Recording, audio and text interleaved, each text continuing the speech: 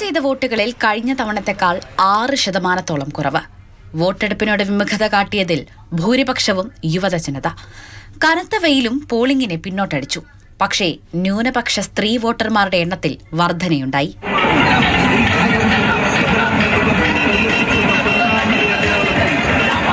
കൊല്ലം മണ്ഡലത്തിലെ LDFന്റെ ഉറച്ച വോട്ടുകൾ 3,70,000. ഇത്തവണ 50,000-ഓളം പേരെ LDF പുതുതായി വോട്ടർ പട്ടികയിൽ ചേർത്തു. ഈ വോട്ടുകൾ പൂർണ്ണമായും ലഭിച്ചാൽ 3 ലക്ഷത്തിൽ പരം വോട്ടുകൾക്ക് M. മുകേഷ് ജയിക്കുമെന്നാണ് LDF കണക്കുകൂട്ടൽ. സിനിമാ താരപരിവേഷം സ്ത്രീ വോട്ടർമാരിൽ ചലനമുണ്ടാക്കിയെന്നും വിലയിരുത്തൽ. വോട്ടിംഗ് ശതമാനത്തിലുണ്ടായ കുറവ് എവിടെയാണ് എന്നുള്ളതിനെ സംബന്ധിച്ചുള്ള പരിശോധനയും ഞങ്ങൾ നടത്തിയിട്ടുണ്ട്.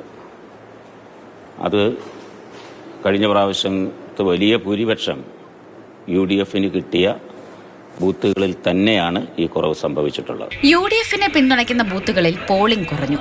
എങ്കിലും NK പ്രേമചന്ദ്രന്റെ ജനകീയത വോട്ടാകും. ന്യൂനപക്ഷ സ്ത്രീ വോട്ടർമാരുടെ വോട്ടുകൾ കൂടുതൽ ലഭിക്കും.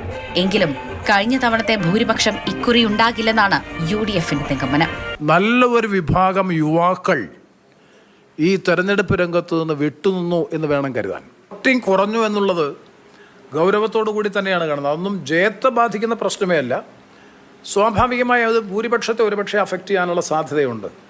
നിയമസഭാ തെരഞ്ഞെടുപ്പ് കണക്ക് പരിശോധിച്ചാൽ NDAക്ക് കൊല്ലത്ത് 1,90,000 വോട്ടുകൾ വരെ നേടാം. ജില്ലാ നേതൃത്വവും സ്ഥാനാർത്ഥിയും തമ്മിലുണ്ടായ സ്വാരസ്യം തെരഞ്ഞെടുപ്പിനെ ബാധിച്ചില്ലെങ്കിൽ 2.5 ലക്ഷത്തോളം വോട്ടുകൾ നേടാമെന്നാണ് NDAയുടെ നിഗമനം. 9 ലക്ഷത്തിൽ താഴെ വോട്ടാണ് പോൾ ചെയ്തിരിക്കുന്നത്.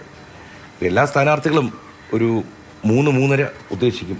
അത് കിട്ടുന്ന വ്യക്തി ആരാണെങ്കിലും ജയിക്കും. ഈ ഒരു അവസ്ഥയിൽ ഒരു 3-3.25 ലക്ഷം വോട്ട് വരെ കിട്ടാം. 2.25 മുതൽ 3.25 ലക്ഷം വോട്ട് വരെ കിട്ടാമെന്നാണ് കണക്കൂട്ടൽ. ബൂത്ത് അടിസ്ഥാനത്തിലുള്ള വോട്ടുകൾ പരിശോധിക്കുകയാണ് മുന്നണികൾ. ഒരാഴ്ചയ്ക്കുള്ളിൽ അത് പൂർത്തിയാകുന്നതോടെ ജയപരാജയങ്ങളുടെ ഏകദേശ ചിത്രം വ്യക്തമാകും. മാതൃഭൂമി ന്യൂസ്, കൊല്ലം.